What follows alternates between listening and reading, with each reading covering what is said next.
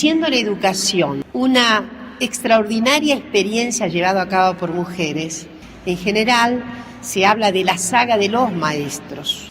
Para mí la educación es la fuerza civilizadora que ha permitido que el hombre se vaya liberando poco a poco de todas las esclavitudes.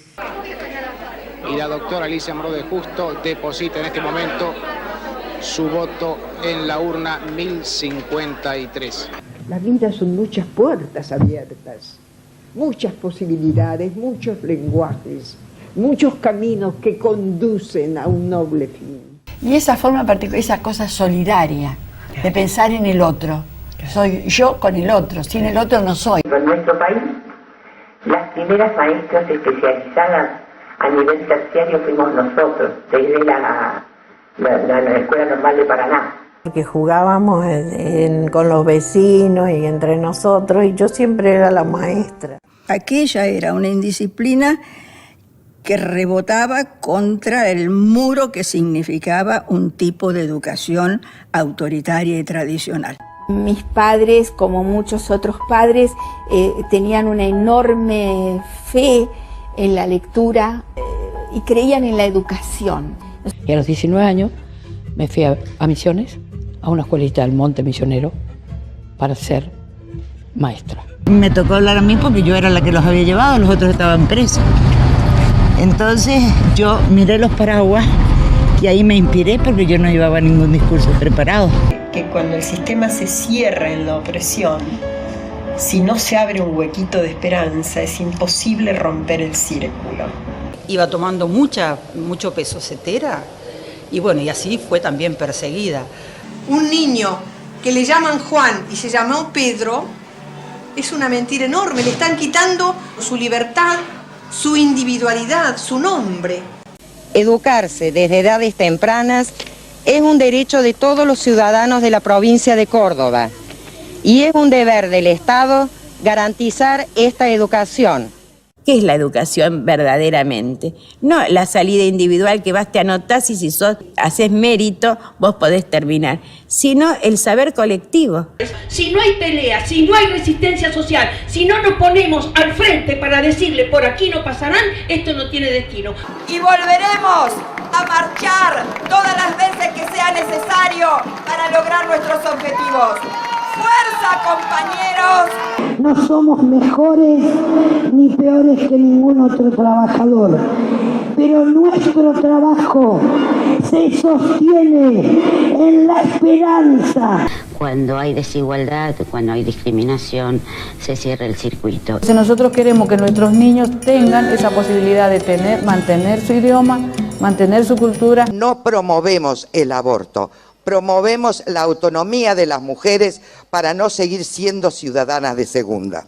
Los gobernantes, a los que lamentablemente nosotros le dimos el lugar que están ocupando, escuchen estas voces. Bueno, las escuelas rurales de la provincia de Buenos Aires están sufriendo de forma muy directa la problemática de las fumigaciones con agrotóxicos. No podemos seguir sosteniendo un modelo de producción en base a químicos que están preparados para matar. Hay nenes que quieren aprender y nenas que quieren aprender y que necesitan y que hacen un esfuerzo enorme por estar en la escuela. Crudo es el cuerpo vulnerable que resiste el exterminio de su deseo, de su carne, de su comunidad, de su lengua. Escuela, conflictividad y violencia como una cuestión social. Pero estando acá me di cuenta que el lugar donde yo quería estar era este. Todo pulmón, hemos levantado ladrillos, hemos levantado paredes. Lo que mantuvo unido al sistema educativo argentino, el hilo que unió, fue la cetera. Si no hubiera habido un movimiento nacional docente con convicción y con la fortaleza que tuvo, en la Argentina hubiera ocurrido lo que ocurrió en Chile.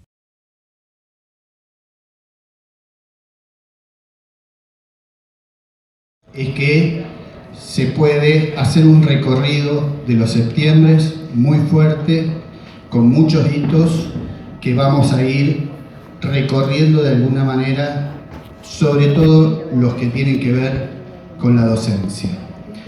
Somos un grupo que aproximadamente a trabajar dentro de UNSAFE, dentro de la agrupación Frente de Trabajadores de la agrupación, con varias compañeras que hoy no están, como Celia Feinstein,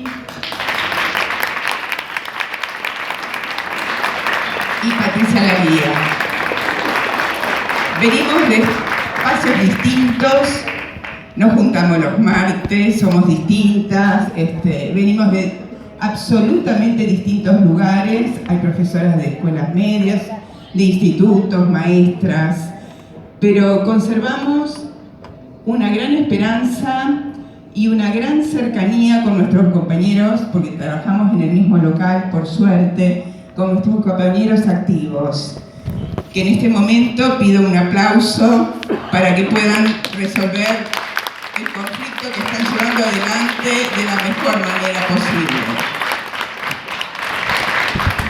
Las jubilades, les jubilades, por suerte, hay compañeras, hay compañeros, nos divertimos, nos peleamos, nos ponemos de acuerdo, pero estamos siempre en todas las marchas, en todas las movilizaciones y en todos los espectáculos que haya. Ahí vamos las jubiladas en nombre de AMSAFE. Así que muchísimas gracias. Yo quisiera presentar en este momento a una compañera, porque realmente ha venido con nosotros hace muchos años. ¿Dónde está Marcela? Pase, Marcela. La maestra salió. Marcela Isaías, acá está. Maestra, compañera de ruta de todas las luchas. Nuestra compañera.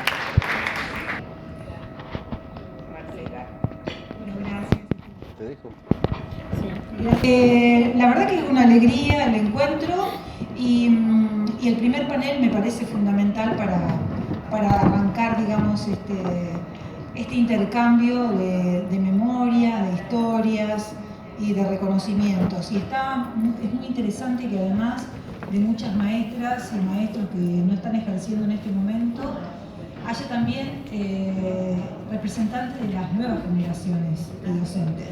Porque es importantísimo ese intercambio que tiene que haber, ese pasaje de memoria, de transmisión, que, bueno, ojalá se logre con esta actividad y se replique. Bueno, el primer panel tiene que ver con un poco con esto, con maestras argentinas, que así se denomina, y hace referencia a los 5 tomos que compilaron Eduardo Mancini y Mariana Caballero. Le vamos a dar primero la invitación a Eduardo Mancini que suba. Listo. Y a Eduardo, además de hablar de la obra, va a estar acompañado por compañeras que participan, que escribieron en alguno de los tomos, de los 5 tomos que se publicaron, con diferentes historias. Bueno, Estela Perino, si quieren pasar, Ada Cavalli, Paula Bernadiego y Griselda Galeano.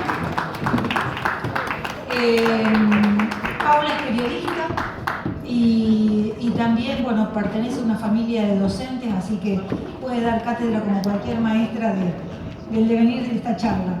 Bueno, no sé si alguien... Buenas noches. Qué impresionante tener tanta luz y estar tan arriba, no estamos acostumbrados. Bueno, gracias a todas las compañeras que me acompañan en esta mesa. Es un verdadero gusto estar acá. Gracias por la invitación. Y bueno, trataré de ser breve porque somos unos cuantos. Voy a hablar mínimamente de la obra, de estos 5 tomos de maestras argentinas. Si, como ustedes saben de sobra, lo que fija los contenidos de la educación son las leyes, reglamentaciones, resoluciones de los ministerios, etc. Y si nos hubiéramos regido por esa letra, realmente estaríamos en una situación muy difícil, más difícil de la que tenemos. Muy fea. Fueron las maestras, los maestros y los maestres los que a lo largo de más de 100 años, con su protagonismo, con su preocupación, hicieron que las cosas fueran mejorando y fueran avanzando. Para señalar 3 o 4 aspectos de esta historia, por ejemplo, el tema de la inclusión, nosotros tenemos la ley 1420 que establecía la educación para todos, a cargo del Estado, gratuita, algo que siempre reivindicamos, pero la verdad no era para todos. Quedaban afuera todos los que portaban una cultura diferente, indígenas, mestizos, poblaciones campesinas, después también extranjeros. Quedaban afuera los que no se ajustaban a la norma, discapacitados. Quedaban afuera en ciertas edades, los más chicos, a veces era 4 o 5 años la escolaridad y también quedaban los púberes, los preadolescentes por fuera. Y la inclusión, lograr realmente la educación para todos fue producto de muchas maestras y maestros que dieron la pelea a lo largo de estos 100 y pico de años. Maestras rurales, maestras en los barrios.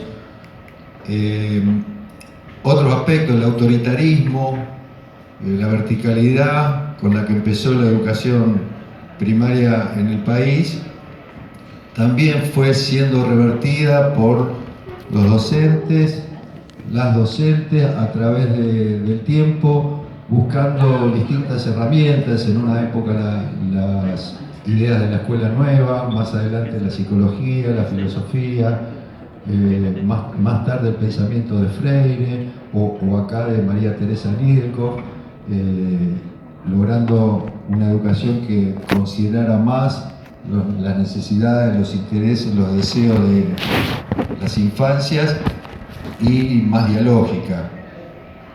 En el terreno de género, lo que se estableció al principio era un modelo de mujer dócil, obediente y que transmitiera esos valores, y también fue, sobre todo, obra de las maestras, ir ampliando los espacios, ir modificando esas ideas, ampliando los espacios, tomando la docencia como un escalón para ser también después universitarias, profesionales, escritoras, sindicalistas, políticas, y para conseguir avances para toda la población, como las leyes de género y en el caso específico de las escuelas, la ESI, abriendo paso también a una lucha más reciente por las disidencias sexuales, que también fueron conquistando sus derechos.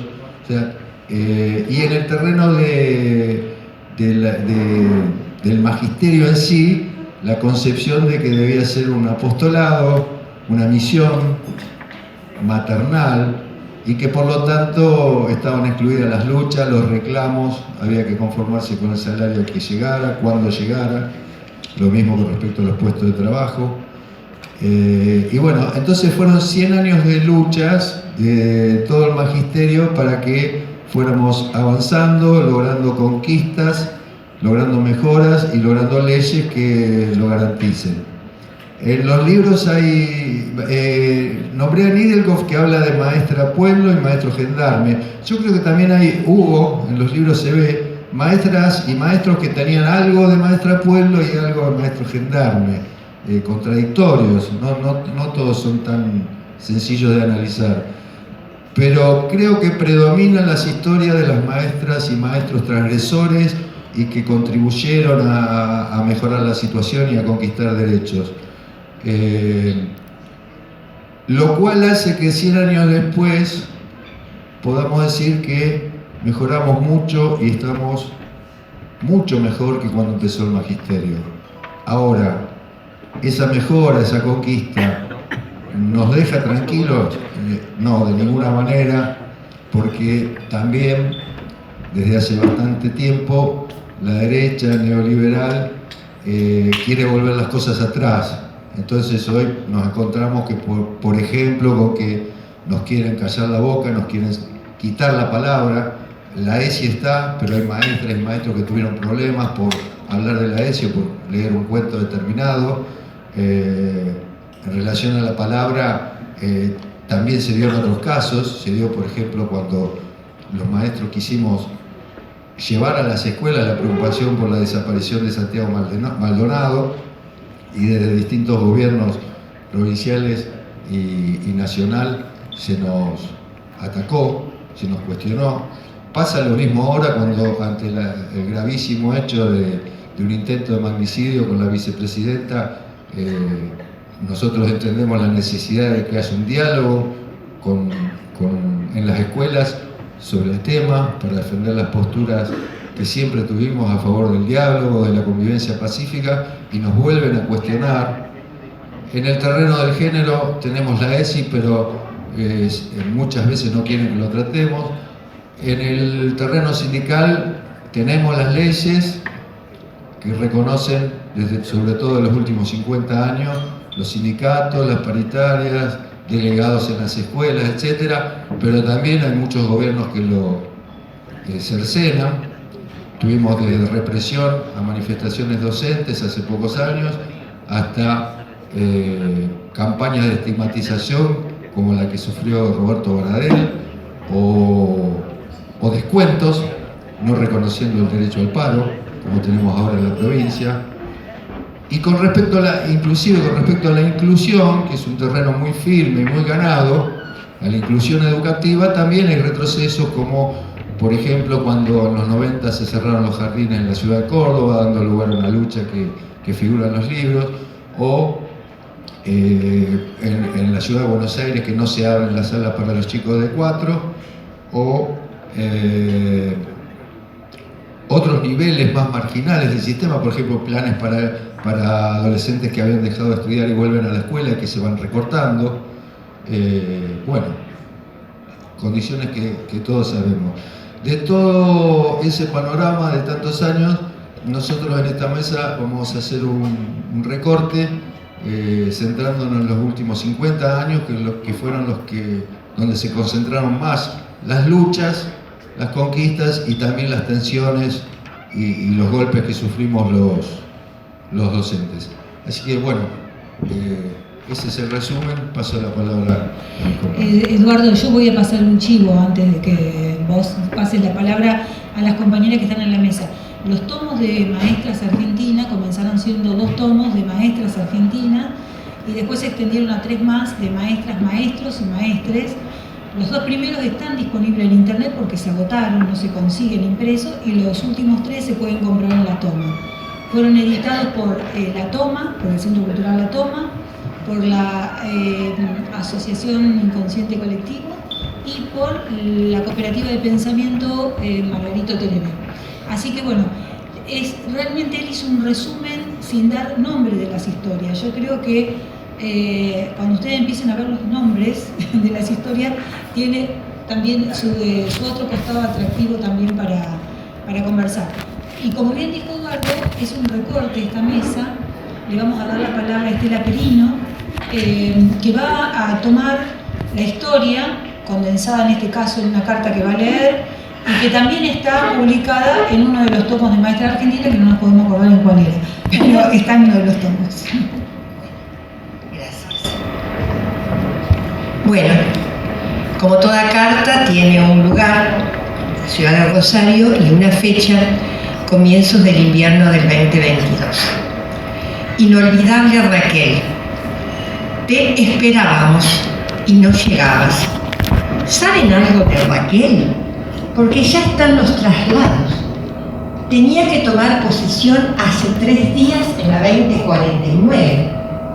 En la 2050 no tienen noticias de ella. Las comunicaciones eran difíciles en esos tiempos, no por cuestiones tecnológicas, aunque solo existían los teléfonos fijos, sino por el temor y el miedo que la dictadura había impuesto. La información era muy cargada y se desconfiaba del otro. Por algo habrá sido en el discurso que se intentaba instalar.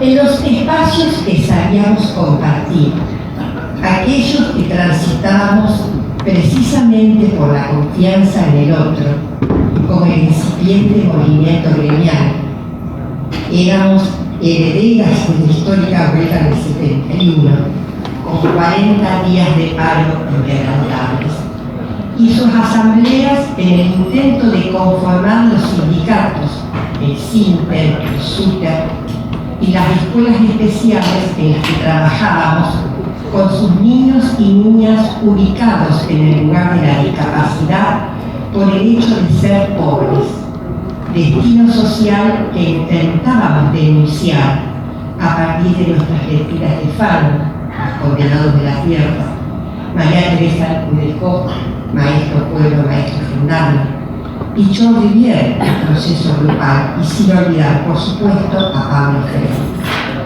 Se registraba tu ausencia y la pregunta por tu paradero circulaba como un murmullo. También se registraba tu ausencia en el espacio de la universidad pública.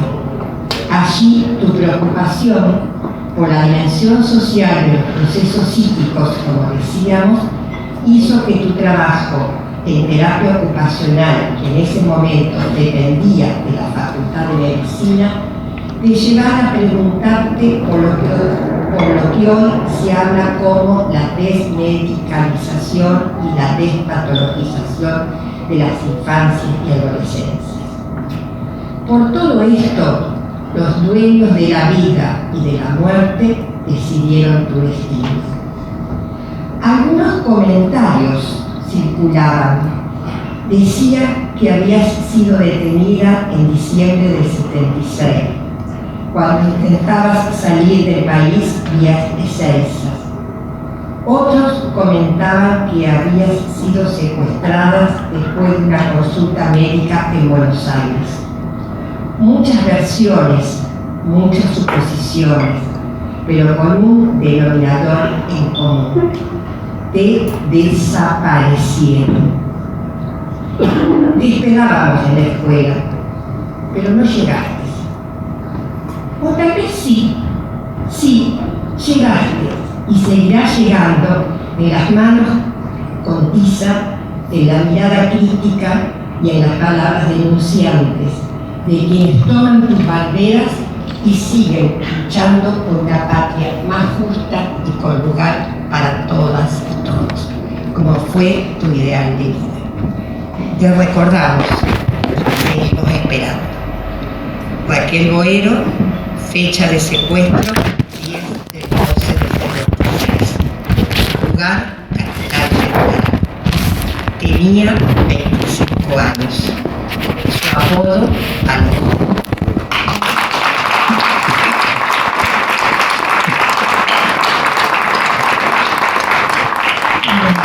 Impresionante, la verdad que muy conmovedora la historia. Bueno, Ada Cavalli va a contar una historia que también tiene que ver con la memoria, la verdad y la justicia, y un recorrido de maestra. Así que bueno, Ada.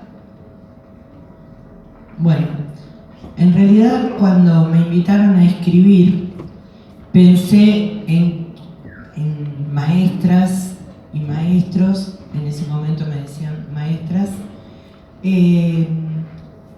y se me ocurrió que podía, en lugar de contar, y va a parecer una soberbia, pero en lugar de contar sobre maestras famosas, de contar cuál fue mi inicio como maestra. En una época, yo me recibí en el profesorado en diciembre del 76, en el momento que desaparecía Raquel, y ya tenía amigas desaparecidas y algunos a los que ya habían matado, pero yo no me considero ni me consideraba en esa época una militante, sino que apoyaba a mis amigos militantes en barrios con apoyo escolar. Era una forma que teníamos los que estábamos estudiando. Tuve la suerte, sí, de tener profesores que fueron cesanteados durante el 76 y que fueron grandes profesores y que nos habían permitido acercarnos a María Teresa Nidelkoff, a Paulo Freire y a tantos, y a la colección Praxis de Vigil, que nos había permitido pensar la educación en otros términos. Tengo que decir que yo fui alumna de normal número 1 desde los 4 años, formada dentro de la tradición normalista, en donde había una escuela que debía ser de una manera y no de otra, y donde el maestro tenía que ser de una manera y no de otra. Pero en el profesorado, con estos profesores, que eran profesores realmente muy comprometidos con la época, había conocido lo que era el Sinter, habíamos convocado en las huelgas del 75 a compañeros del Sinter y en la pelea con compañeros de UDA. Entonces, ambos sectores habían ido a conversar con nosotros como estudiantes del profesorado. Entonces, yo creía cuando tuve mi título de maestra que estaba preparada para lograr desde la educación cambiar el mundo.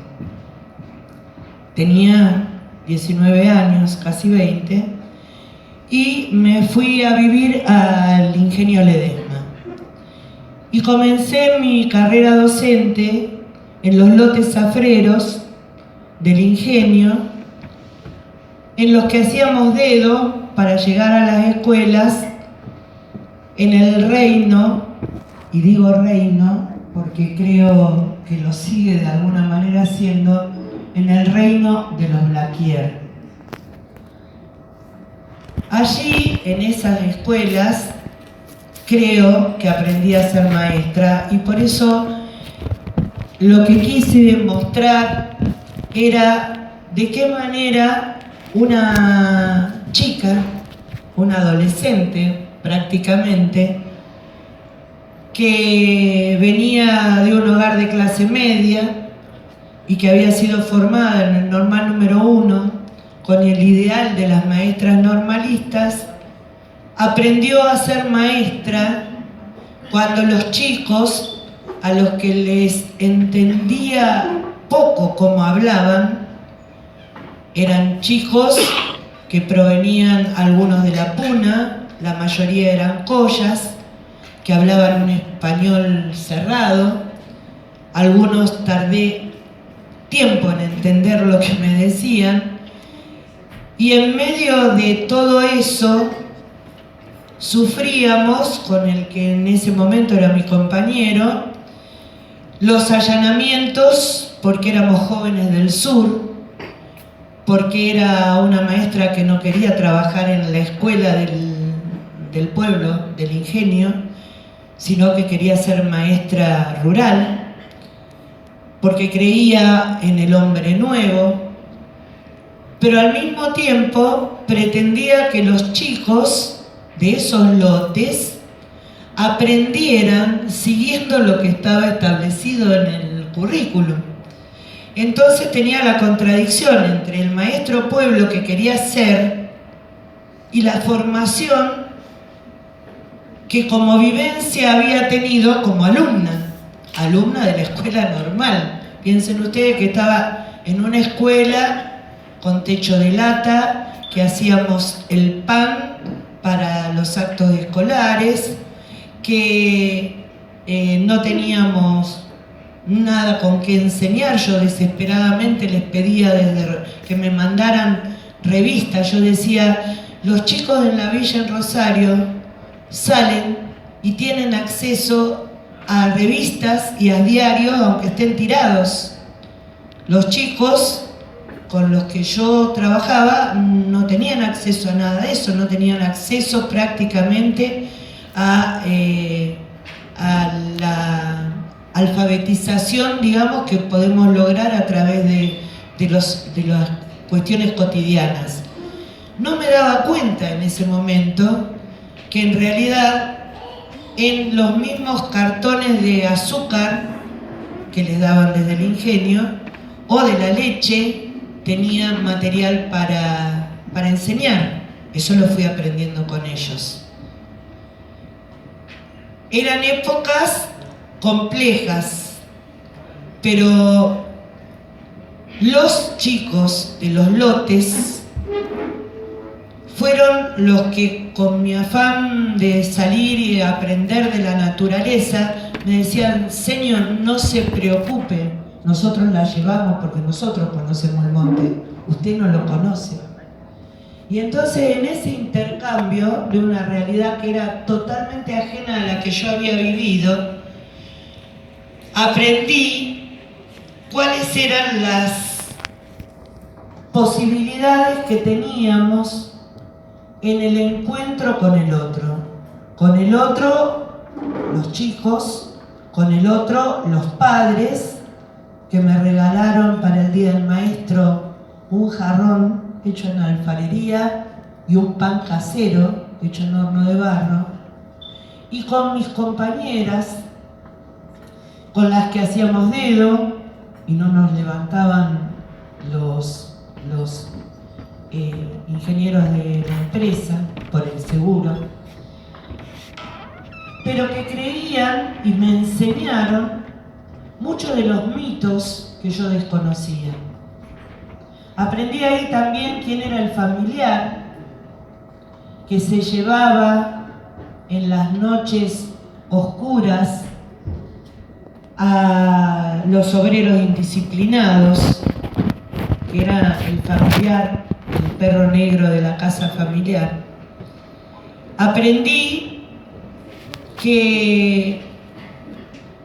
a respetar la creencia de que los duendes se llevaban a los bebés que no estaban bautizados. Aprendí de la muerte del angelito. Aprendí que para ser maestro uno tiene que poder aprender a escuchar. Y eso es lo que quise en realidad fundamentalmente transmitir en lo que escribí en el libro. Aprendí también que volver a Ledesma 30 años después era encontrarse con que los dueños de la tierra seguían siendo quienes mandaban en Ledesma. Tuve la suerte de encontrarme en ese momento con la que había sido una de mis alumnas, que era entonces maestra, y su compañero había sido dirigente del gremio docente en Jujuy. Y nos juntamos a comer en un restaurante de Libertador, y estábamos hablando, y con mi marido le preguntábamos acerca de la mujer de Aredes, que hacía su ronda en la plaza principal sola y que había muerto hacía no mucho. Y cuando le preguntamos esto a este compañero que había sido dirigente del sindicato y a mi ex alumna, que era una maestra en ese momento, nos pidieron que bajáramos la voz porque había gente del ingenio que estaba en el mismo restaurante. Y esto era en el año 2008. Bueno, no sé, eso quería un poco decir por qué se me había ocurrido escribir acerca de una vivencia de una chica que tenía 20 años recién cumplidos.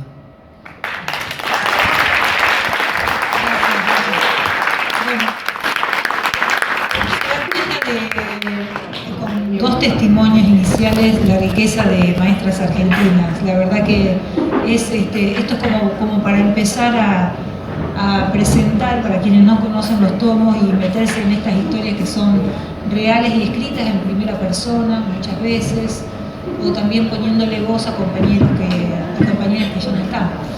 Bueno, y en esto de hacer memoria también, cuando arrancaron,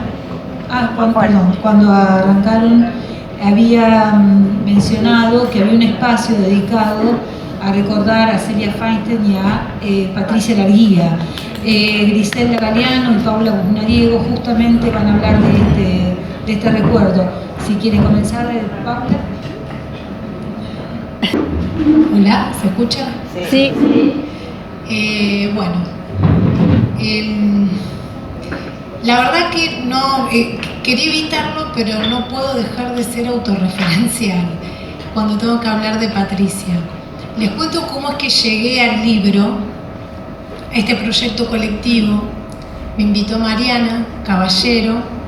Yo lo tomé con mucho entusiasmo porque si bien no ejerzo la docencia, para mí no es un oficio que me es ajeno. Vengo de familia de docentes y me siento docente también, aunque no lo ejerzo.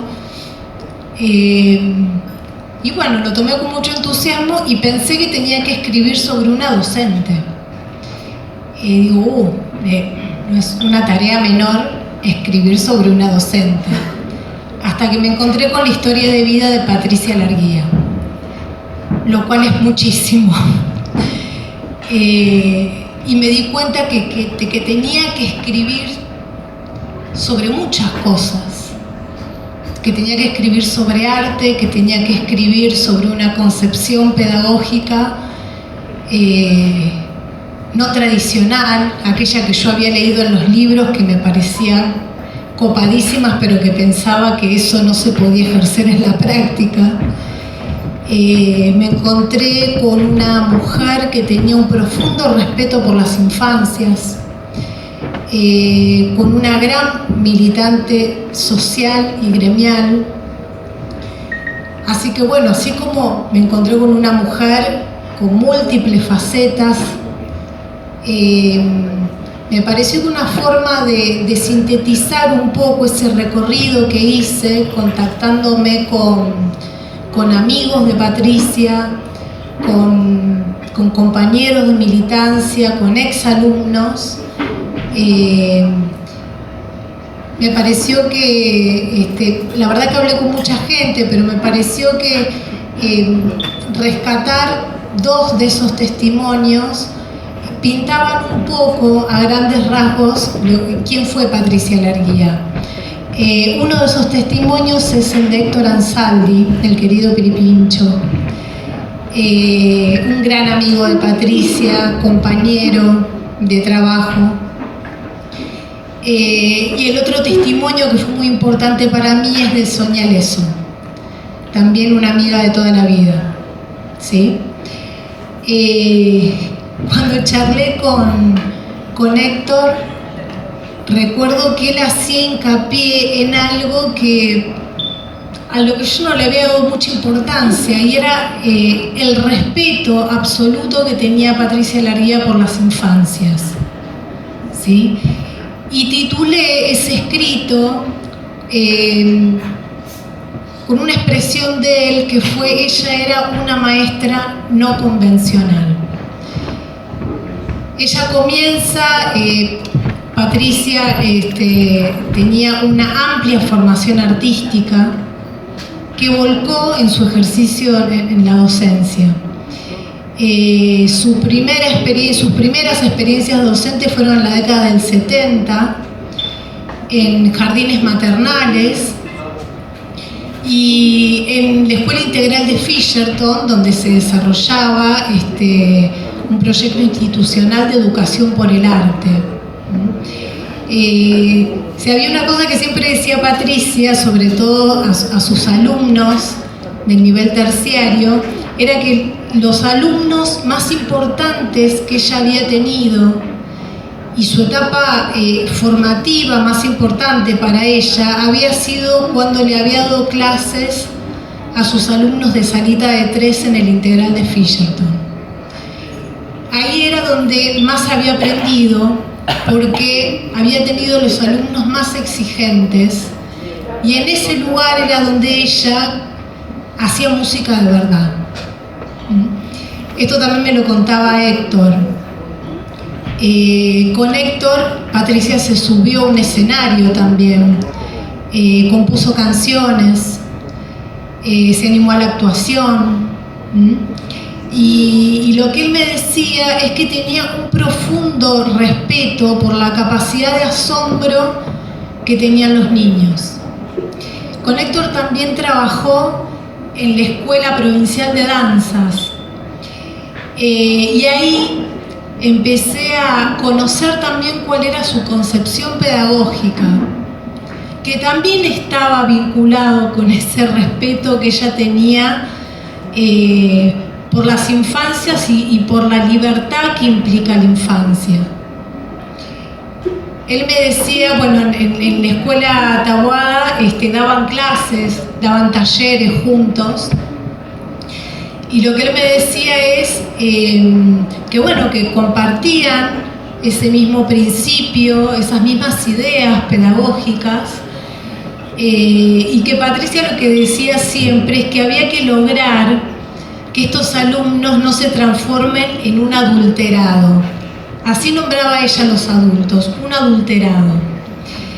Y en esas ideas pedagógicas que compartían, lo que me decía Héctor es, nosotros teníamos una convicción, y era que no le teníamos que dar nada, sino que teníamos que lograr hacer el trabajo de sacar. Nosotros no íbamos a dar ni conceptos, ni entrenamientos, ni técnicas. Nos íbamos a ocupar de sacar todas aquellas capas que tenían cada uno de nuestros alumnos hasta llegar a lo que había, a ese niño escondido que había dentro de cada uno de ellos. Esa concepción pedagógica me pareció maravillosa, porque él dice, Patricia y yo queríamos dedicarnos a ser parteros. Así que bueno, digo, evidentemente esa concepción pedagógica tan hermosa se puede lograr en la realidad, se puede ejercitar en un aula. Cuando me quiero referir ahora a las palabras de Sonia Leso, que fue otro testimonio que habla de otra de las facetas de Patricia Larguía y tiene que ver con sus luchas, con su trabajo, con su rol militante, con su trabajo en los barrios populares. Y ahí Sonia me llevó a profundizar en esta idea que tenía Patricia Larguía del arte en términos inclusivos, del arte como derecho al disfrute. Y Patricia sabía muy bien que había muchos pibes y pibas que no tenían la posibilidad de ese derecho al disfrute, de disfrutar de la belleza, de disfrutar de una canción, de una obra de teatro. Y por eso también militaba Patricia. Ahí está el porqué también de todo su trabajo de militancia, con el objetivo de llevar esa idea de arte inclusiva, alejada de los elitismos, a aquellos pibes y pibas que no tenían demasiadas posibilidades de disfrute. Cuando le pregunto a Sonia sobre el compromiso gremial que tenía Patricia, Sonia, me acuerdo que me paró en seco y me dijo, no era un compromiso gremial, era un compromiso con la vida, el de Patricia Larguía. Y la verdad que me emociono un poco cuando hablo de la charla que tuve con Sonia.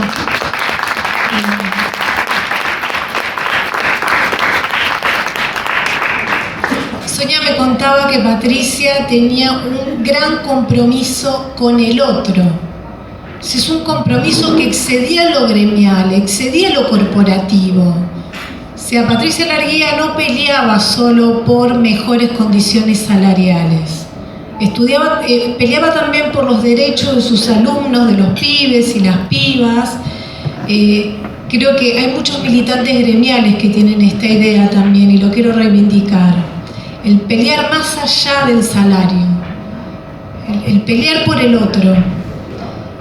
Y bueno, Sonia me decía eso, Patricia es la persona que he conocido con mayor compromiso con el otro. Y una persona que más allá de un compromiso gremial tenía un compromiso con la vida. Así que bueno, este es mi humilde aporte a lo que pude conocer de la vida de Patricia Larguía.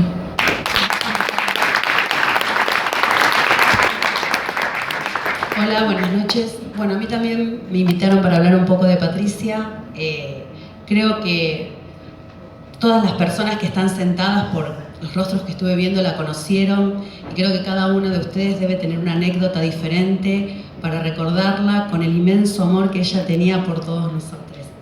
Digo, Patricia era esa persona que, su figura tan frágil, ¿no? Una persona que uno creía que hasta el viento se la podía llevar, tenía una fuerza que creo que ni todas las personas que nos encontramos aquí podríamos igualarla. No había una marcha, no había un acto, no había una reunión, no había un encuentro en que no fuera la primera en llegar y la última en irse. Yo por esas cosas de la vida he tenido algunos privilegios y uno de ellos fue haber podido compartir durante casi 8 años con ella todos los sábados a la mañana un momento de aprendizaje de cómo militar, ¿no? De cómo militar en todos los aspectos, porque uno puede hablar muchas cosas de Patricia. ¿Quién era Patricia? Patricia era esa persona que se paraba en el acto de la escuela itinerante aquí en Rosario y cantaba el himno y nos emocionaba a quienes estábamos ese día. Patricia era la que nos convocaba para el Congreso de Títeres y de la nada reunía y abrazaba y lograba que esto que decían al principio, a veces hay muchas discusiones y es difícil acordar. Y Patricia estaba ahí mediando, ¿no? Patricia estaba invitando, abrazando, estaba convocando. Y tenía esa militancia porque, bueno, yo he militado, pero conocía más de gente que había militado. Pero vivir esa experiencia de un militante, poder palpar de esa persona que se levanta todos los días y que tiene un ideal, que cree fervientemente en algo. Ese amor que ella tenía tan profundo por la ANSAFE. Digo, ese amor que era... Yo a veces la observaba cuando ella en el programa de radio nos convocaba a pensar nuevamente en las luchas y en los objetivos de ANSAFE y realmente me quiero tomar un atrevimiento, pero yo tenía una gran admiración por Agustín Tosco y sentía que estaba viviendo con una persona que podía sostener una lucha y un ideal a costa de su propio cuerpo, a costa del cansancio, de la familia, postergando todo, y que estaba siempre en todos los detalles. Jugaba, digo, a ella no le gustaba que habláramos de fútbol. Pero digo que, como decían, porque la peleaban los compañeros en el programa de radio, que eran muy futboleros, ella podía jugar en cualquier lugar en la cancha, porque se podía poner la camiseta y estar defendiendo, y tenía esa juventud para pensar el lenguaje, para pensar las infancias, las juventudes. Tenía ese carisma de lograr que las chicas del centro de estudiantes de la escuela de cine llegaran un sábado a las 8 de la mañana a Radio Nacional. Venían de caravana las chicas, pero venían a contar qué era lo que estaba pasando en la escuela de cine y cuáles eran sus luchas. No sé cuánta gente logra eso, pero al mismo tiempo lograba que viniera la gente de la escuela nocturna y un señor de 90 años cantara a las 8 de la mañana un tango. Sí, era tenía esa amorosidad, esa ternura. Uno se abría a ella. Yo le he presentado a personas que a los 2 minutos le estaban contando su vida y arreglando para ir a tomar un café. No sé cómo hacía. No sé si yo tengo un problema de ser antisocial, pero tenía esa facilidad.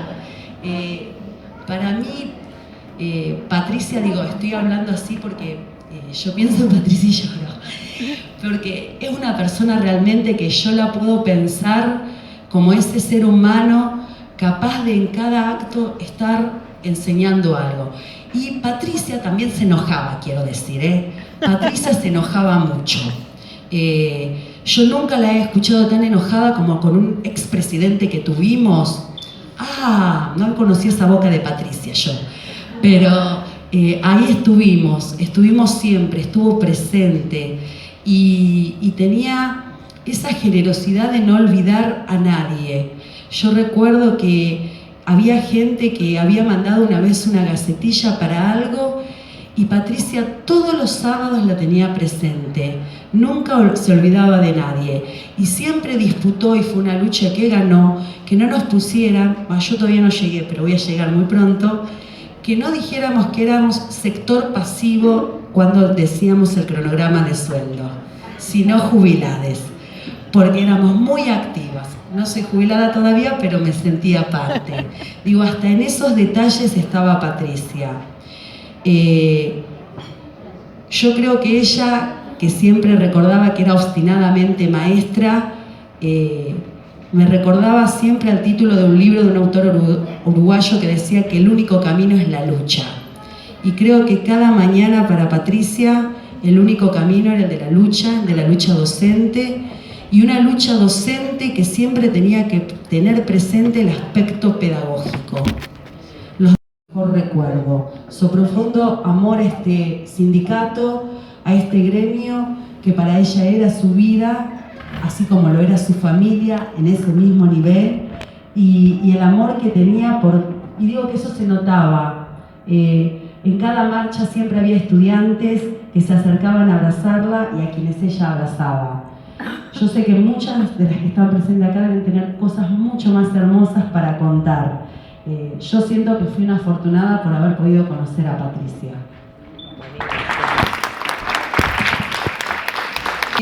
Yo pido un fuerte aplauso para cerrar cada una de las intervenciones y dar paso.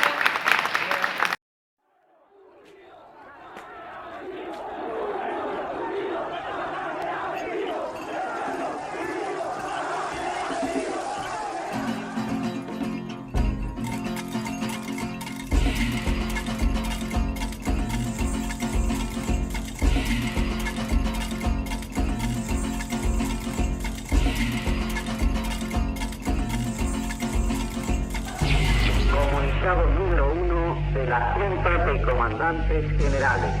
Se comunica a la población que a partir de la fecha el país se encuentra bajo el control operacional de la Junta de Comandantes Generales de las Fuerzas Armadas. Y en el golpe de Estado, el 24 de marzo de 1976, los militares sacaron a la presidenta del cargo. En ese momento, cuando asumieron al cargo los militares, dejó de regir la Constitución Nacional y dejaron los derechos de trabajadores no estaban más.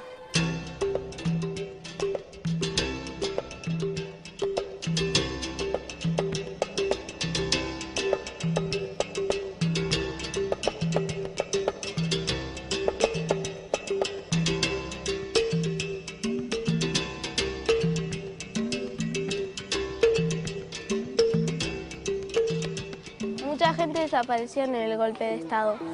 Las madres empezaron a buscar a los niños, yendo a las comisarías y todos esos lugares, y se empezaron a contar lo que pasaba con los niños y todo eso. Porque no pueden sacarte a tu hijo que vos le diste la vida.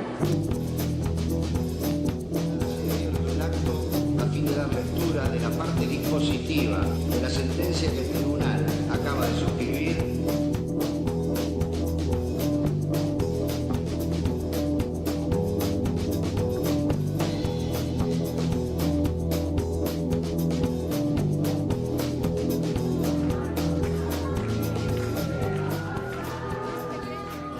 Recordamos por aquellos que han sufrido muchas cosas por reclamar sus derechos.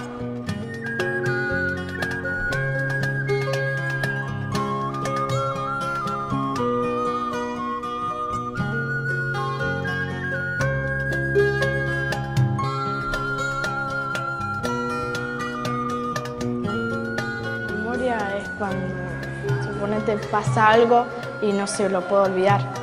La memoria es cuando recordamos algo, por ejemplo, un hecho histórico. La memoria es algo que tenemos que recordar para que no vuelva a pasar y que a personas le dejan huellas porque lo pasaron y lo vivieron. Gotas amarillas de un faro, gotas amarillas, piedras que nos laten en las manos a los dos, sombra de una hormiga bajo el sol. De otros lados, fiebres del cuerpo y de la razón, discos que nos traen un momento y un color, humos que se quedan en cristales de lo fugaz,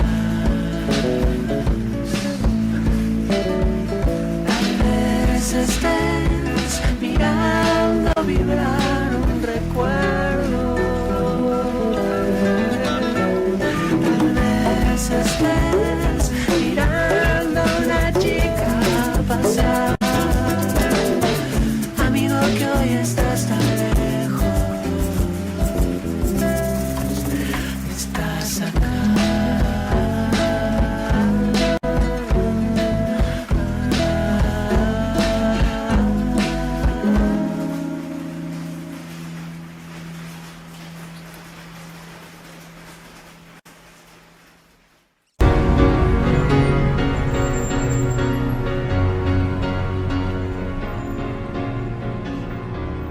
Nuestras luchas hacen historia.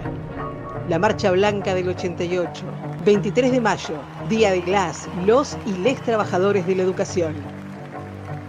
En marzo de 1988, la CETERA realiza un plan de lucha con 42 días de paro donde exigíamos salario único en todo el país, a igual trabajo, igual remuneración. Paritaria nacional docente. Los docentes querían discutir salarios y condiciones de trabajo al igual que todos los demás trabajadores. Ley de financiamiento educativo y Ley Nacional de Educación. En mayo, ante la falta de respuestas, la CETERA convoca a una gran marcha. Desde los rincones de nuestro país, de punta a punta, los zapatos de miles de docentes comenzaron a caminar codo a codo, juntos. Sobre la piel, nuestro guardapolvo, ese con el que todos los días junto a nuestras alumnas y alumnos izamos la bandera en las escuelas de la patria. Así nació la histórica Marcha Blanca de 1988. Tuvimos a lo largo del marchar apoyo de la sociedad y la comunidad educativa. En cada pueblo, en cada barrio, la comunidad educativa recibía a las y los docentes mostrando su apoyo y solidaridad. La Marcha Blanca entró a la ciudad de Buenos Aires en 3 columnas, la del norte, la del sur y la del oeste. Una de nuestras consignas fue: no dejamos de enseñar, enseñamos a luchar. Llegamos miles de docentes al Congreso y de allí marchamos al Obelisco, donde realizamos un imponente acto ante el cerco a Plaza de Mayo de las fuerzas de seguridad. La CETERA instauró el 23 de mayo como Día de las, los y les trabajadores de la educación. Muchas de esas reivindicaciones hoy son derechos para las y los docentes y para nuestros estudiantes. Nuestra dignidad de ser trabajadoras y trabajadores de la educación, mostrando que donde están los y las docentes está la patria.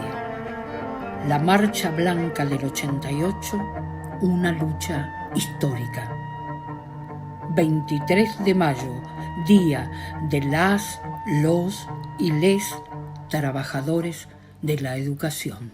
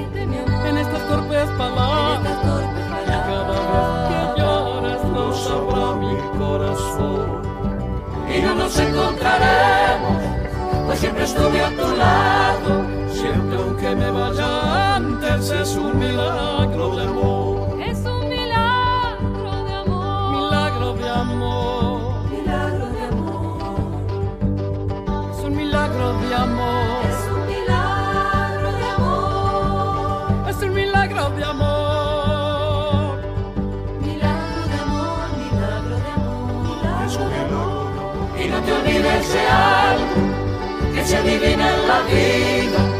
Es que la vida misma es un milagro de amor.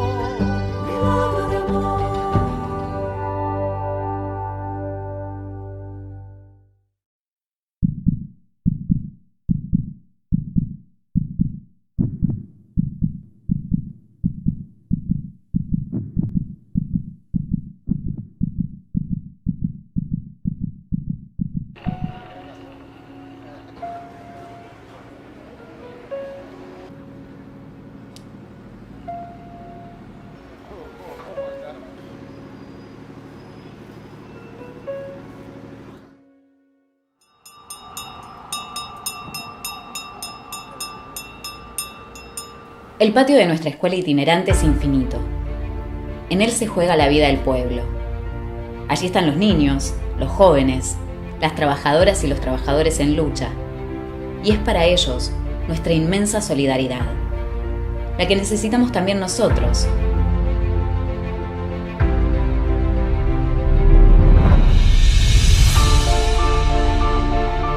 En ese inmenso patio pasa todo. Por eso los maestros y profes salimos de a ratos a tomar sol, porque bajo el árbol hermoso que da sombra, o bajo la luz clara del otoño, pasa la vida entre abrazos. Los abrazos de alumnos viejitos que estuvieron en sus aulas, los de los pequeños que estrenan guardapolvos nuevos, la de los maestros de ayer, de hoy y de mañana.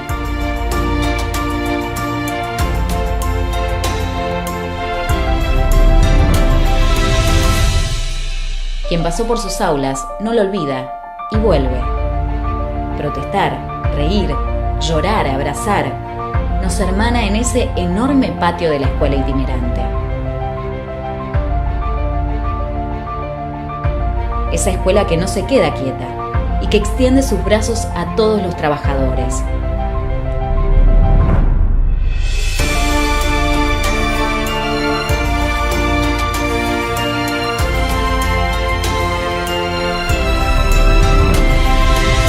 Aprendimos en ella que la historia no solo se estudia, también se escribe.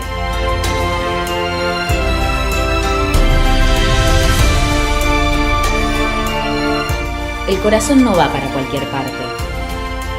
El nuestro está en la escuela itinerante, la que tiene el patio infinito de la patria, la que sigue la lucha, la que no es de nadie, porque es de todos. Ella se va a recorrer los caminos de Argentina.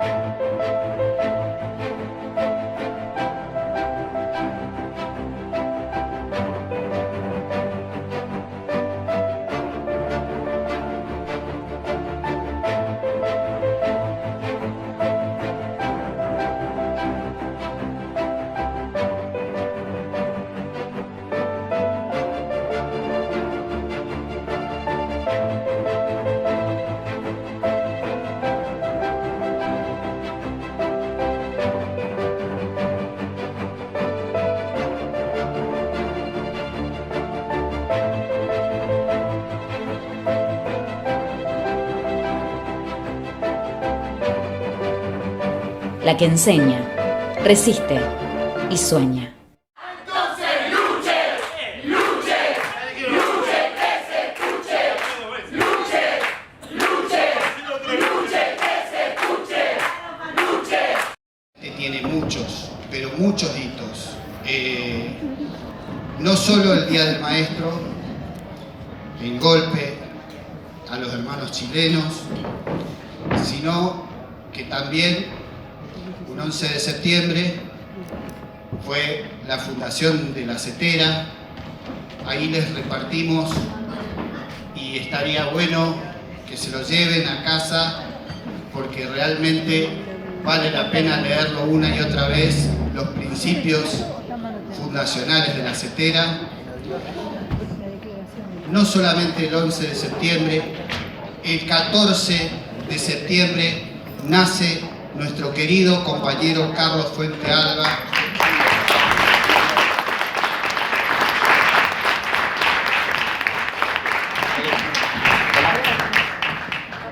El 16 de septiembre, la trágica y realmente innombrable, pero que no podemos olvidar, Noche de los Lápices.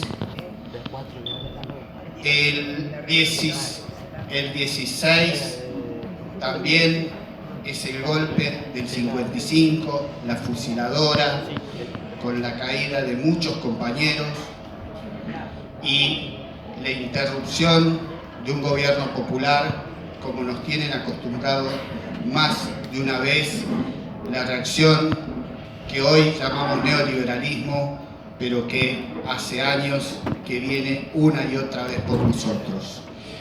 El 16 y el 17 es el segundo rosariazo,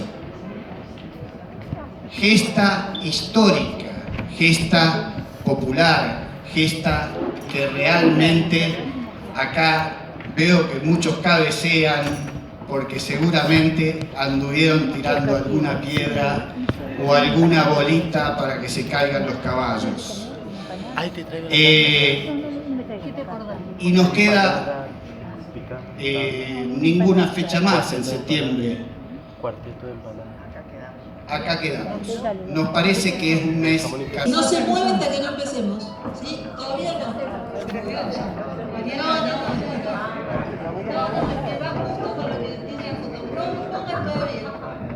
Es una carrera difícil, bueno. Pero antes de que lo pongas, yo voy a decir algo. Bueno, ¿están escuchando? Ella te da la voz de Aura. Ahí está. ¿Se escucha bien? Bueno. Primera pregunta fuera de lugar en una jornada de la memoria, pero es importante pensar algunas cositas. Según mi cálculo, esta actividad va a tener 6 minutos, 7. Así que pedimos la absoluta atención.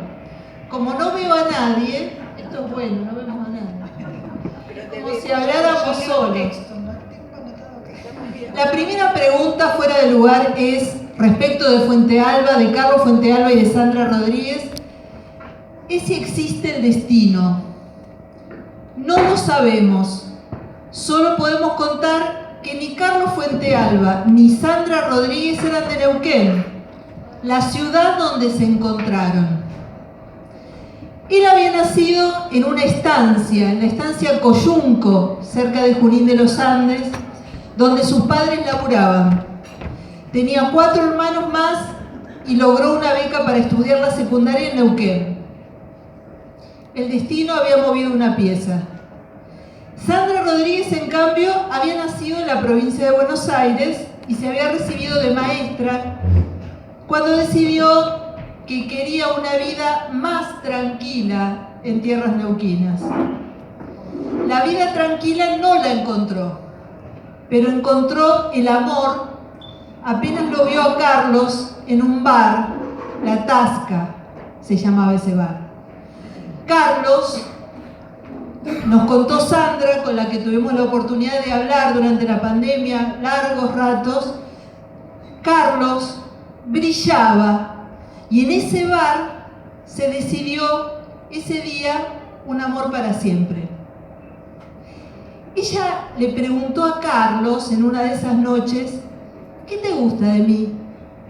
Pensando que él le iba a responder tu rostro, tu pelo, tus ideas. Y él le contestó algo inesperado.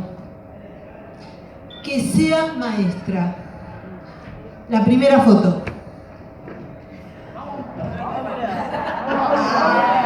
Ay, el muchacho, ¿quién es el muchacho que está apoyado en la chata? Ese es Carlito Fuente Alba, el hijo de Gilberto y de Berta, ¿te acordás? La mamá cocinaba, el papá era peón, pero sabía de mecánica también.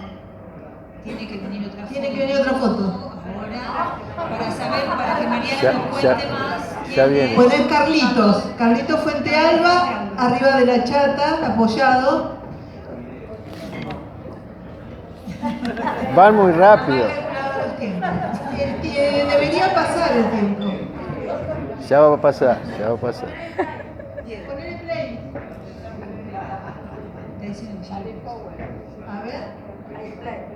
Dale, contante. Y en esta, no, vos tenías que decir eso. Bueno, en esta que está con sus amigos y en esta, ¿quién ve? Bueno, acá están los amigos con los que vivió en Neuquén. Nos contó Sandra que Carlos trajo la ternura de los amigos del alma con quienes vivió y militó. ¿Y en esta los ves? Sí, ahí está con los hermanos, con Rosendo, con Germán, con Ricardo, Darío, que eran muy pobres. Y esta es del amor. Y sí, acá está con Sandra, porque esta es una gran historia de amor. Y el amor trajo a las dos hijitas, Ariadna y Camila. Carlos siempre decía que el amor era concreto, que no era de libros, que una construcción de a dos, ladrillo por ladrillo. ¿Te acordás que a Carlos le gustaba de Sandra que fuera maestra? Trabajó muchos años en la UOCRA y también en un supermercado, pero después, agotado, llegó a un acuerdo con Sandra. Iba a estudiar de maestro él y ella iba a sostener la casa. Y después iban a hacer al revés, ella iba a estudiar Bellas Artes y la casa la sostendría. Y con las flores también. Aquí está con Sandra, Ariadna y Camila. Es el día que se recibió de maestro, la anterior, cuando las chicas dijeron queremos llevarle una flor roja a papá. También se está tomando de la pera, al final le gustó ser maestro, está con los compañeros, con los alumnos de su clase. Amó ese trabajo de maestro, tanto que lo eligieron el rey de la escuela y militó con Sandra en el sindicato. Y cuando hubo que salir a las calles a luchar, salieron juntos. 3 cortos años trabajó de maestro y brilló en esas aulas. Anotó sus inquietudes, sus ideas. Quería que la escuela fuera donde están los obreros y no al revés. Hay una de las últimas fotos que habla de su última clase. ¿Por qué, Mariana?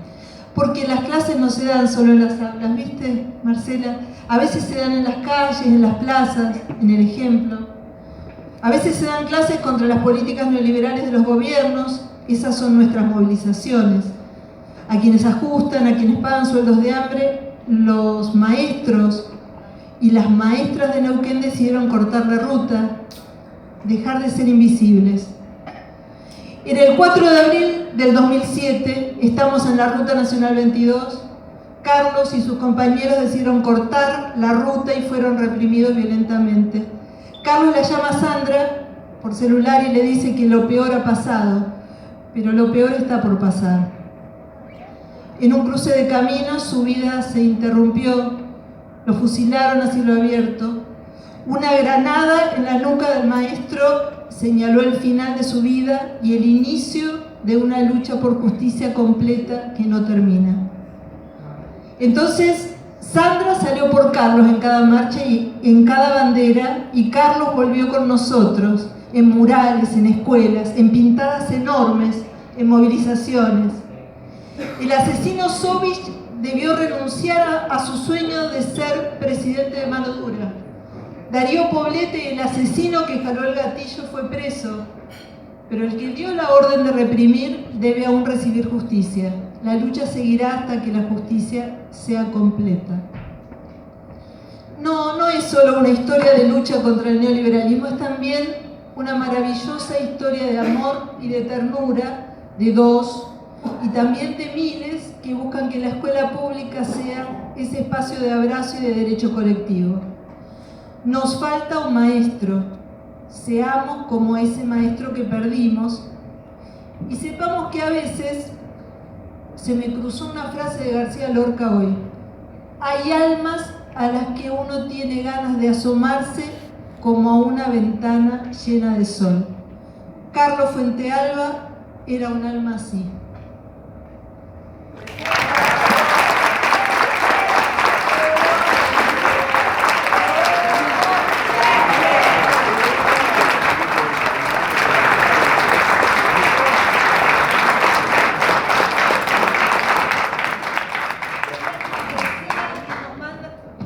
Poesía que nos manda un maestro desde Misiones, se llama Martín Cornell.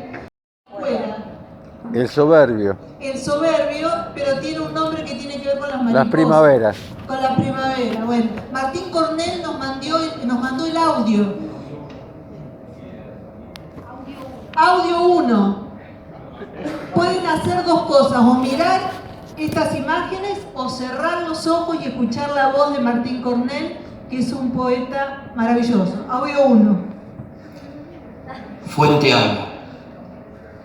Sobre la ruta estoy, abriendo caminos de futuro, haciendo de la educación una militancia, ofreciendo la mejor de las clases, cuestionando con la propia vida todas las formas de injusticia, explotación, atropello.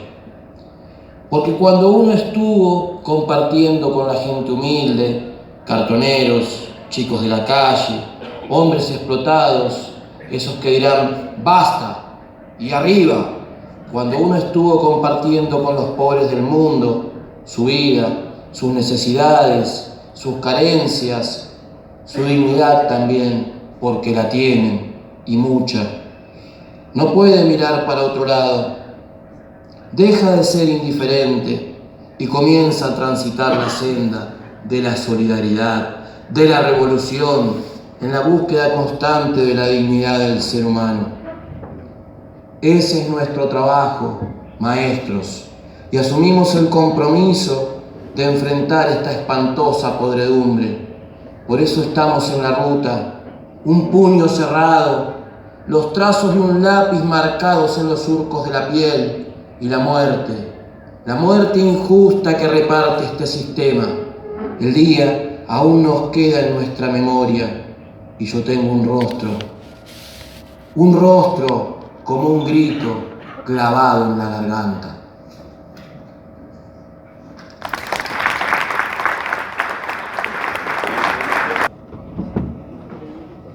Buenas noches, agradezco profundamente a Zafé Rosario y a Cetera la invitación. Voy a leer un texto que escribí a los 2 días de la muerte, del fusilamiento del compañero Carlos Fuente Alba, que más allá del dolor que nos provocó, él con su muerte terminó con la carrera de un asesino neoliberal que todavía no recibió su castigo.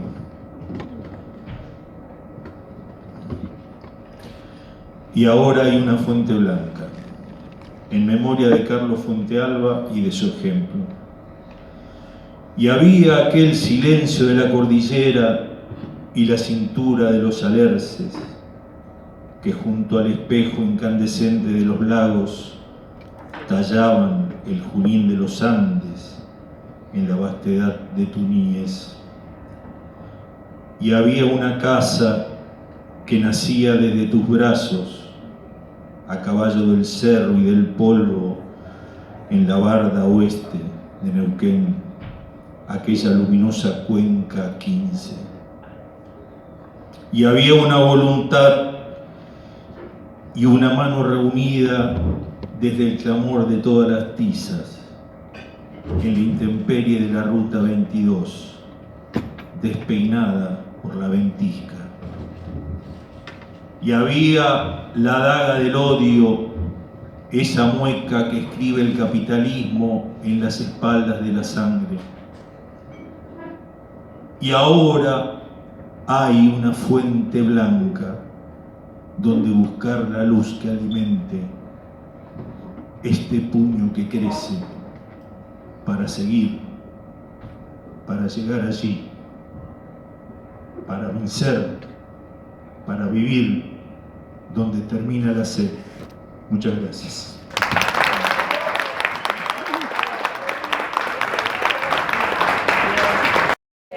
Ahora y siempre. Bueno, tenemos muchas adhesiones, miles y miles, pero no las vamos a leer todas.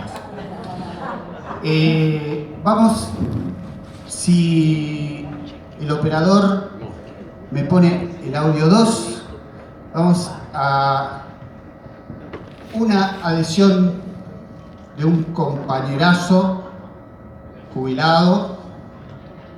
Perdón, no está jubilado, no sé, la verdad no sabría. Pero lo escuchamos, el movimiento coyotista nos manda un saludo. ¡Vamos! ¿Aló? ¿Aló? Aquí Germinal Terráqueos, espere que me apoyo acá en la vidriera. Yo lo tenía el papel, habíamos elaborado desde el Secretariado General del movimiento coyotista una adhesión a esta jornada donde seguramente encontraría yo un montón de amigos, amigas, amigues, muchísimos de ustedes docentes en esta jornada donde juegan de memoria, pero no me acuerdo dónde dejé el papel. A ver, en el auto, voy a ir a ver el auto. Cococho, ¿dónde dejamos el rastrojero? ¿Dónde dejamos el rastrojero? A ver, allá está. Estoy justo tratando de saludar, pero tengo que leer el comunicado, la adhesión a la jornada de la memoria. En este septiembre que tiene tantas fechas para recordar, para bien y para mal, ya sea los ataques que ha sufrido el campo popular, como la creación de entidades, organismos, fuerzas defensoras de nuestros derechos. Ah, pero no tengo la llave. ¿Dónde dejé la llave? Uy, no me acuerdo. No me acuerdo dónde dejé la llave. A ver. Ah, lo tengo acá en la... No, en la campera no. ¿Dónde lo dejé al coso? Uy. No lo puedo recordar. Bueno, pero hay cosas que no importa tanto si las puede recordar o no. Lo que tiene que recordar son la vigencia de las luchas y de la fraternidad entre trabajadores. Bueno, no me acuerdo dónde puse, tenían un sobre, papel madera era. No me acuerdo, creo que era otro. No era otro sobre, era otro sobre, uno de una boleta de Telecom que yo la uso después. Bueno, no, le dejo un saludo.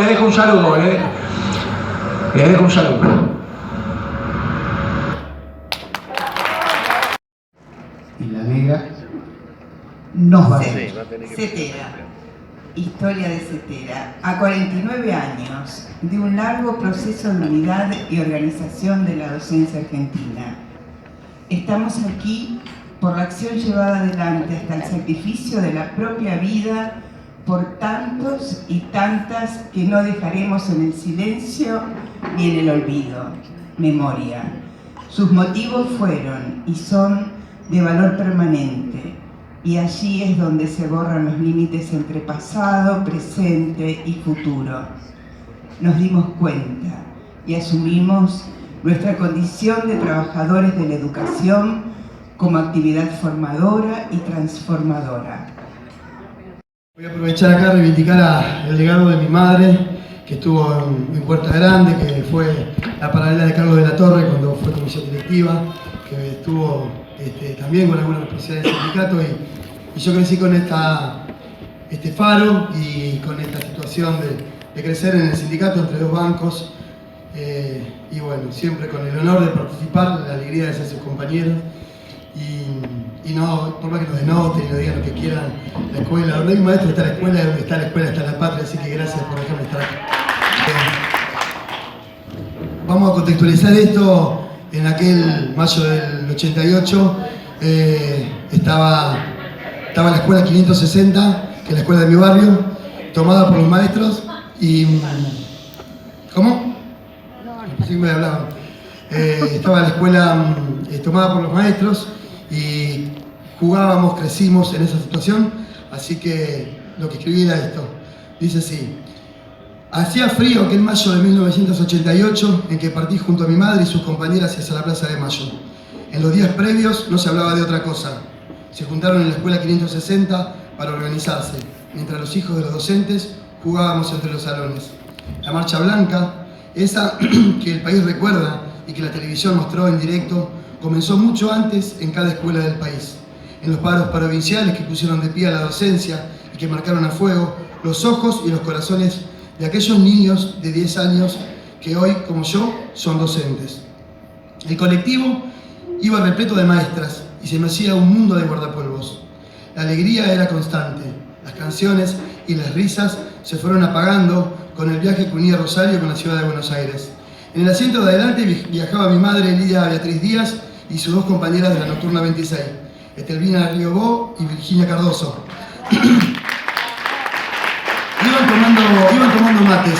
Estelvina me ofreció un pedazo de pan con queso, que para mí estaba en mal estado, lo que luego supe era queso azul.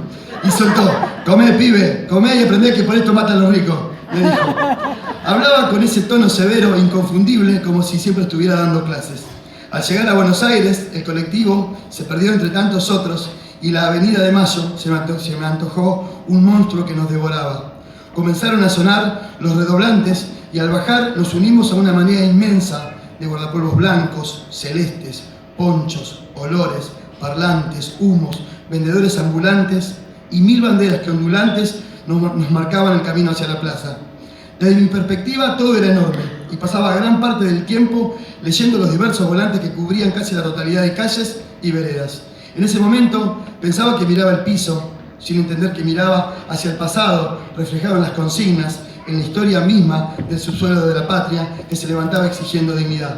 Siglas de diversos sindicatos, proclamas en rojo y negro, imperativos del momento histórico. Entendí, con los años, que miraba en esos papelitos también hacia el futuro, en la esperanza de la lucha, en tanta prosa cargada de futuro. Aún resuena en mis oídos aquella canción que todos cantaban, por más que provenían de las regiones más diversas del país. A la huelga, compañeros, no vamos a trabajar hasta ver recuperada la perdida dignidad. Estas maestras no portaban una prosapia compleja ni sesudas grandilocuencias.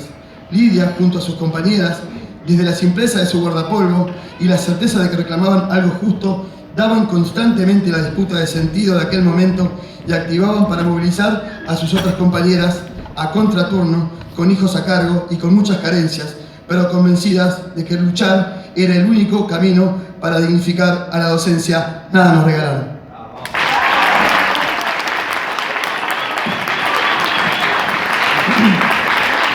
Bueno, voy a aprovechar, antes que me rete Diego Mato, que me dijo que tengo que ser breve, pero ya lo sé, pero en el contexto de la marcha de la escuela itinerante, que me tocó el orgullo de la posibilidad de ser maestro itinerante, como también alguna vez ayunar también en el 97 en la escuela, escribí este poema y lo quiero compartir, que dice así: Maestros, pudimos antes y ahora también pasar el hambre y correr el tren, llegar en bici bien de mañana, subir con libros y una semana, quedarse arriba porque el camino con tanta lluvia se te anegaba, tomar la lancha y cruzar el río para darle clases al pobrerío, ir a caballo por esos cerros, aunque haga frío y ladren los perros. Cuando las balas y calabozos fueron el reino de los cobardes, a guardapolvos llenos de sueños, los secuestraron alguna tarde. Pero fue inútil tanta violencia, porque lo justo tiene destino, y no se vende nuestra conciencia a mentirosos o asesinos. Ya no hay apóstoles por las auras, son laburantes de la palabra, que siembran sueños en pizarrones, que van al paro y no son cagones. Pudimos antes y ahora también, aunque seamos 100.000 o 3, salir temprano para la marcha, dar el ejemplo con nuestros pies. Supo mi pueblo marchar descalzo, y podrá ahora, eso lo sé. Somos las huestes de los patriotas y en vez de armas llevamos fe. Somos escarnios de los idiotas que nos critican por la TV. Pero este pueblo se ha levantado y los maestros siguen de pie. Vamos unidos y organizados, vamos marchando y es por usted. Muchas gracias.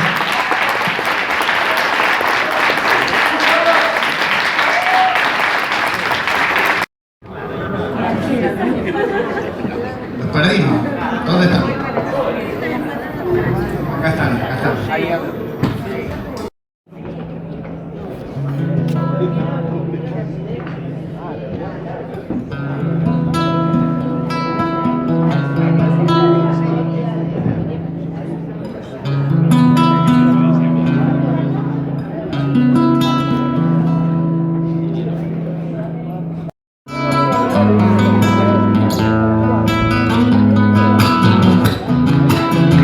Unas palmitas, a ver,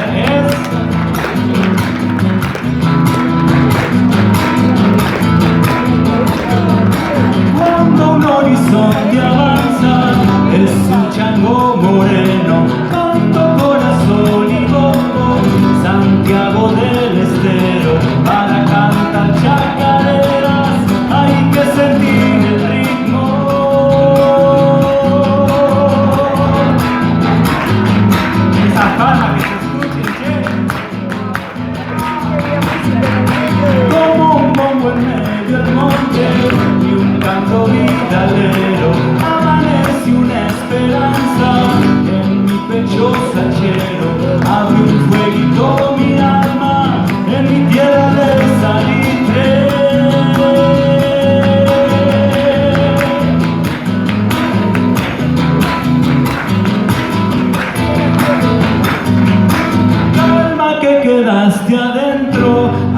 fuerte de algarrobo, semillas en tu pañuelo, las coplas van naciendo, chacarera de mi pago, buscando siempre el sol, este ritmo que me sale para endulzar tus mañanas, repica en mi corazón y en tu caja enamorada, semillas en tu pañuelo y un canto de esperanza.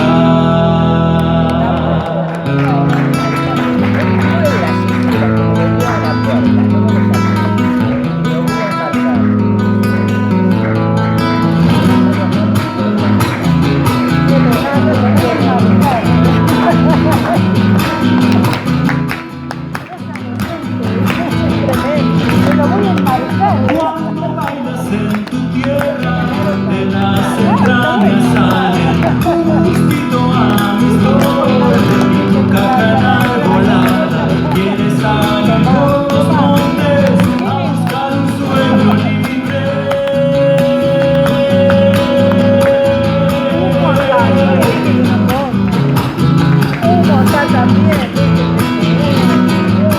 Con aroma pan casero y un mate bien cebado, canta mi guitarra sola por estar en su pago. Es mi rancho el que siente todo mi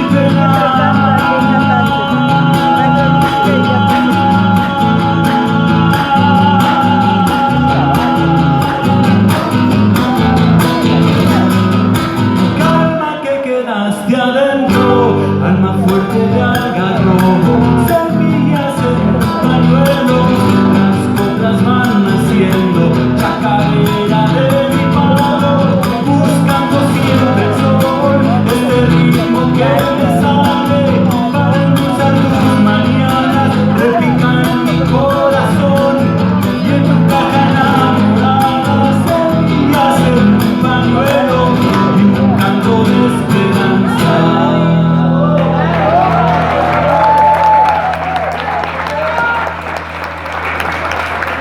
Muchísimas gracias, muy buenas noches a todos y todas, a todos. Bueno, gracias por la invitación, es un placer estar compartiendo esta noche tan linda, gracias. ¿Cómo estás? ¿Todo bien? Es un placer estar con compañeros, compañeras, tenemos sorpresas muy lindas, felicitaciones a todos y todas los que pusieron sus trabajos, la verdad que emocionante.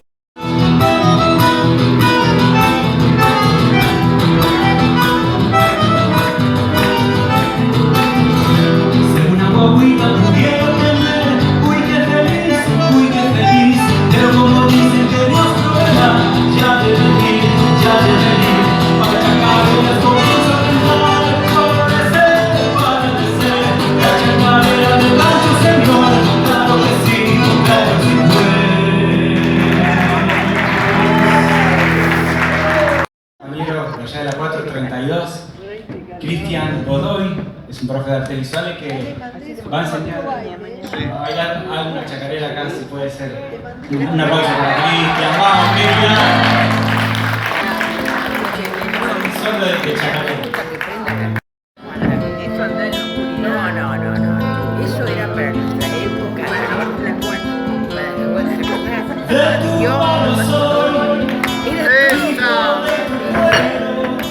soy el olvidado en la alcancía del tiempo, el que se quedó de pie poniéndole el pecho.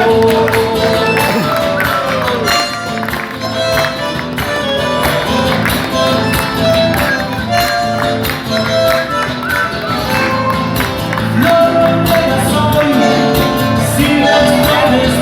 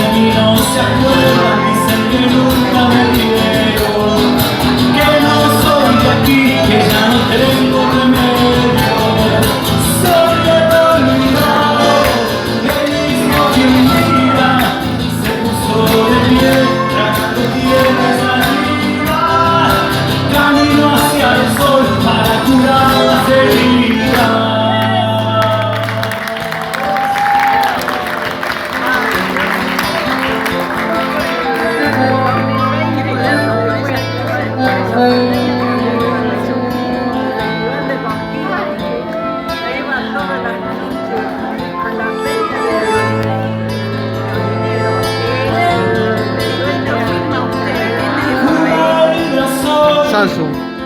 Buscando el salario, maestros de pie, cuidando pinchos blancos que maduran, iluminando este lago.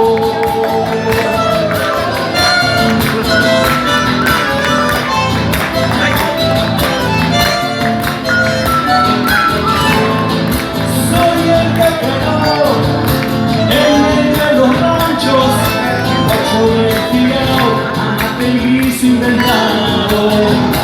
Hambre y rebelión fueron creciendo en mis manos. Vamos, Sarita.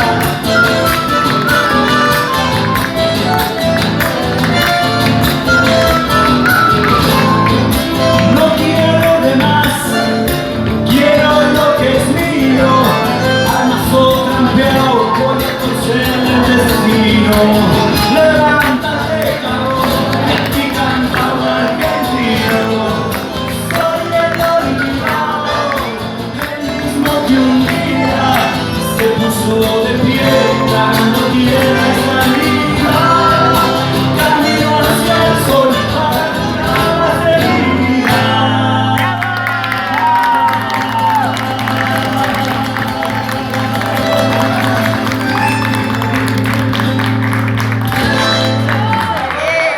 Un aplauso para estos grosos. Bravo, compañero, qué lindo.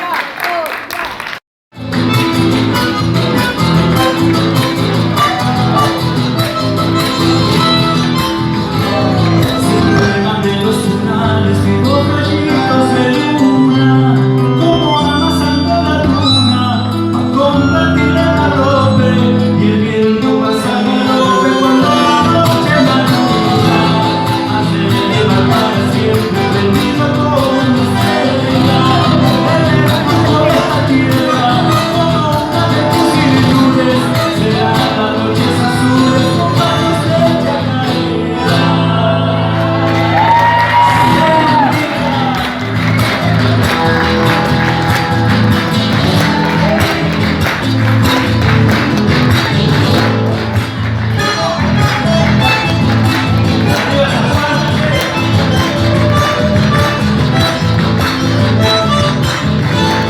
Sonrisa de miel que dulce a tu rostro de la luna.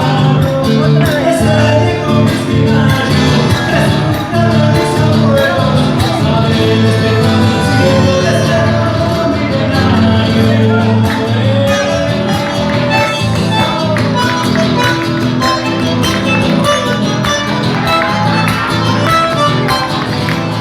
La guardia se da manguera, se hace escuchar en la siesta, como si fuera la orquesta de nuestros antepasados, que allí se fue entregando la inspiración de mi tierra.